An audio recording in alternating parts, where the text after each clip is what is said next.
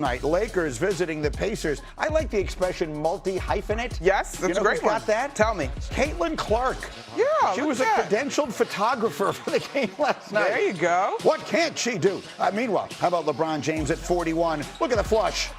Throwing it down with the right hand. Gee whiz. Lakers by 8. That's 40 plus up there. Okay, LeBron. Another one that was just one-sided, so just enjoy the spectacular plays. Luka falling away. Lakers by 14. Luka had 21 points in the first quarter of this game. It's a tough step back three. Lakers leading by 17 after one. Second quarter, Lakers are up 21. But watch LeBron with the left hand. Give it to him. Look at him, plus the foul.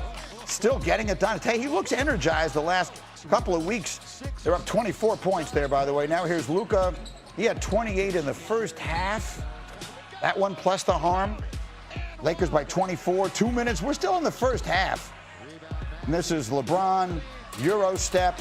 And then watch what you with the defenders. As two guys fall to the ground, LeBron make sure we notice them all. He would score 23. Doncic would score 43, Monica. He is on a heater right now over this 11-game stretch. Like 40 is just light work for this guy. It's 11 straight games with at least 30 points for Luka. That ties a career-high such streak.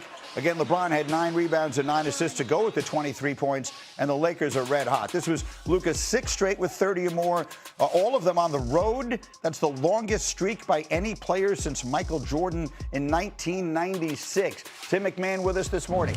You've been covering Luka all his career. You know what he looks like and what a team has to look like around him to make a deep playoff push. This one doesn't look anything like the Mavericks team he took to the finals a few years ago, but does it look like a team that could make a deep run in these playoffs? I mean, I don't wonder whether they're good enough on the offensive end to make a deep run. Luka's obviously on a heater. He's going to lead the league in scoring. LeBron's been great since he shifted into that kind of less is more third option role. Can the Lakers hold up defensively well enough? Look, I have real doubts. They have been significantly better defensively, since the start of March, since they've been playing at an elite level. It's smoke and mirrors, it's scheme, it's overcoming defensive personnel. To their credit, it's communication, it's effort, but I just have real doubts about whether they can overcome some real personnel issues on the defensive end well enough to win 3 rounds in a loaded Western Conference. Let me make sure I'm understanding what you're saying. And Monica, when you hear smoke and mirrors, what it sounds to me like we're hearing is that when teams start just focusing on them and we're playing you every other day and we're not thinking about anything else, that some of the deficiencies that are hidden in this, the third game in 5 nights or whatever the case may be, that those things will become too much to overcome. Yeah, I mean, the nature of a series in terms of scouting and the details and the margins that matter, like, to me, if the Lakers are going to be one of the last teams standing in the Western Conference, they have no room for error. Not like little room for error. They've got no room for error, and that's just not realistic in today's game because of how well teams prepare to face one another in a series. Is that because of their defense? I mean, they certainly can do it on the offensive end. With Luka doing what he's doing, LeBron settling into the third offensive option role, you have to be telling me that you're convinced that they can't hold up on the other end.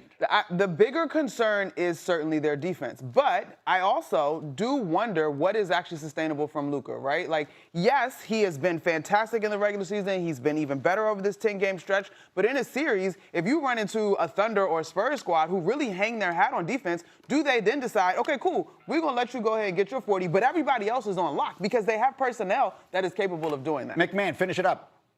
I'll just point out that Luka is the last superstar to send Oklahoma City home in a playoff series. This is true. So this is true. That's the good call. We've seen this guy do some pretty amazing things in the playoffs before. Okay, that's a good place to finish that part of the conversation. There's one other thing I've wanted to do all morning long. From the moment that Monica McNutt walked in here today, I've been admiring those glasses. So we are now going to, it's this camera here, we're going to switch. We're going to swap. We are back on Get Up with the best show in sports. Its name is Victor Wembanyama. Spurs and Grizzlies, this isn't a game. It's a complete blowout from the very beginning. So just enjoy him. Look at this matchup. Look at that. I love the way you set the table on this one, Greeny, because, oh my goodness.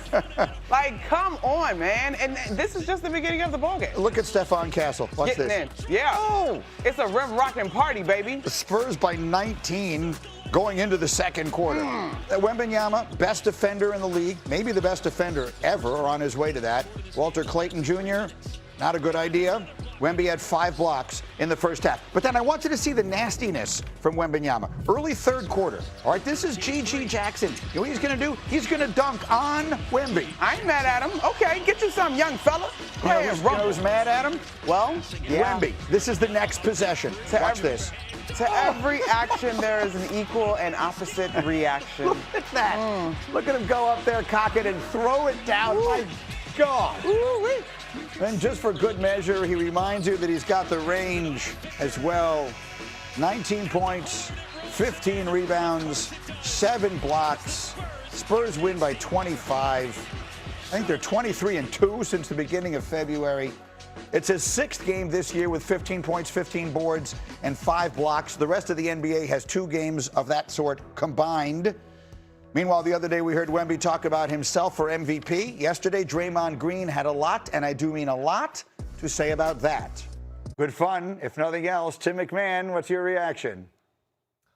Condescending, sort of correct, but it's not like Wemby suddenly popped up as an MVP candidate. It's not like he wasn't considered a top 2, top 3 MVP candidate before he pointed out that defense is half of the game. But look, we can debate who the best offensive player in the league is. Is it Luka? Is it Joker? Is it Shea? Wemby's not in that discussion yet, but he's not miles away. The second best defensive player is miles away from Victor Wembanyama and Greeny.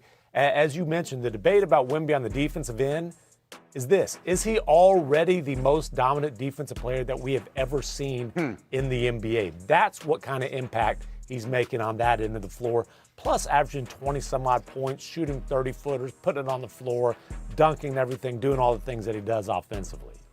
What do you think, McNutt? They're 2 games behind Oklahoma City now, and they have the tiebreaker. So if they finish with the 1 seed in the West, the top record in the league, then what? I got nothing on why he's not the MVP. Right. Like, that has been the hill that I have died on in this argument. Yes, I think Tim did a great job of laying it out, but I do think that it's important to note that Jaylen Brown and Shai Gilgeous-Alexander in particular in the conversation of MVP are not guys that are lopsided. They are 2-way players. Now, can they do what Wemby does? No, they got, not quite.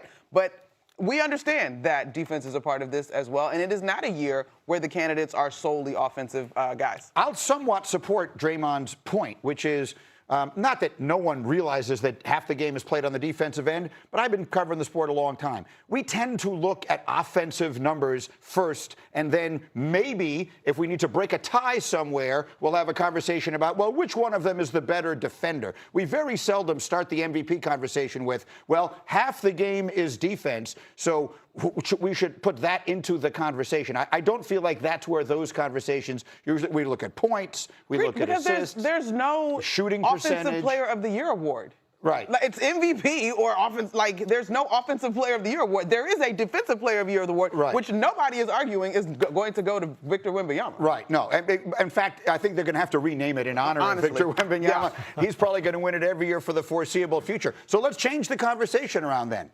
With what they've done since the beginning of February, Tim, have they convinced you? Who was it? Oh, it was Kendrick Perkins, who said he's now going to die on that hill. Yeah. He's dying on the hill of the Spurs can win the whole damn thing this year. Are you on that hill with him? Can, absolutely. And listen, we do not put ceilings on Victor Wembanyama. He would only hit his head on them. They don't have 1 second of playoff seasoning together. I don't care. This kid is such an incredible talent. They've got, it's not, and he's not a one-man show. They've got talent around him, and they have absolutely zero fear of the Oklahoma City Thunder. The most interesting point that Wemby made in his little campaign speech there was basically, and I'm paraphrasing, we mopped the floor with OKC. Basically saying, when it was me on the floor and Shai on the floor, my team mopped the floor with his team. That was the most most interesting point. And again, that just gets back to they not only have zero fear, they don't think the Thunder can beat them. And maybe the best thing about all of it is that he said it in the first place.